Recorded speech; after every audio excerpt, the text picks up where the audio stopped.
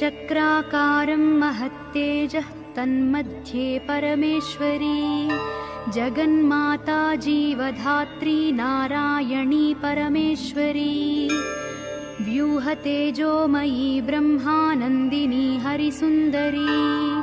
पाशाङ्कुशेक्षुकोदण्डपद्ममालालसत्करा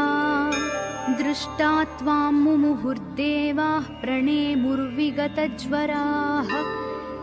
तुष्णुवुः श्रीमहालक्ष्मीं ललितां वैष्णवीं परां श्रीदेवाः उवाच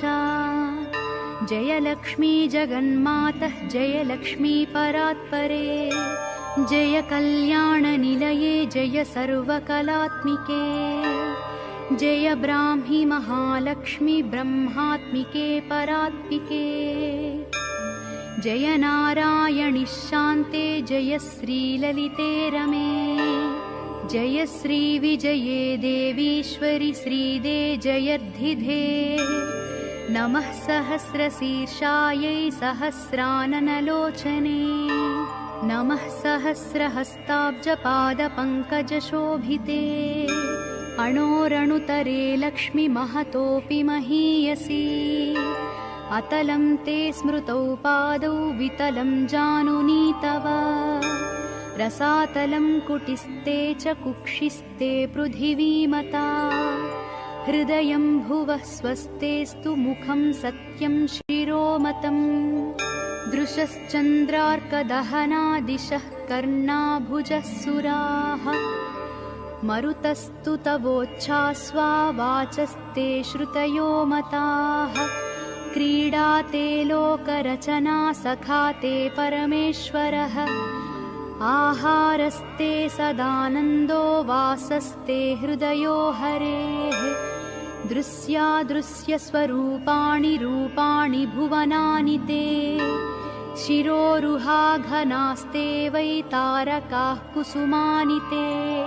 धर्माद्या बाहवस्ते च कालाद्या हेतयस्तव यमाश्च नियमाश्चापि करपादनखास्तव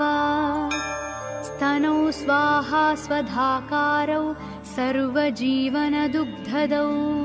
प्राणायामस्तव श्वासो रसनाते सरस्वती महीरुहास्तेऽङ्गरुहाः प्रभातं वसनं तव आदौ दया धर्मपत्नी ससर्ज निखिलाः प्रजाः हृस्था त्वं व्यापिनी लक्ष्मीः मोहिनी त्वं तथा परा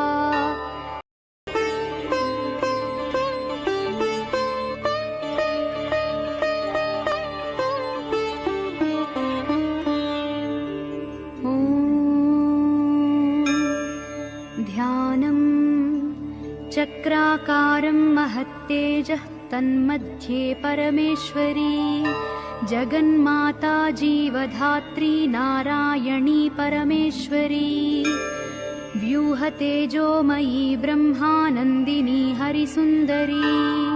पाशाङ्कुशेक्षुकोदण्डपद्ममालालसत्करा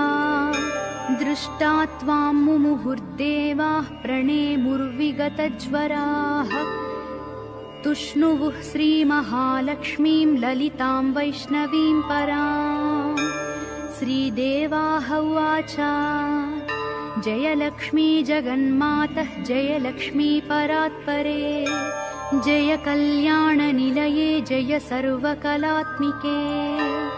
जय ब्राह्मी महालक्ष्मी ब्रह्मात्मिके परात्मिके जय नारायणि शान्ते जय श्रीललिते रमे जय श्रीविजये देवी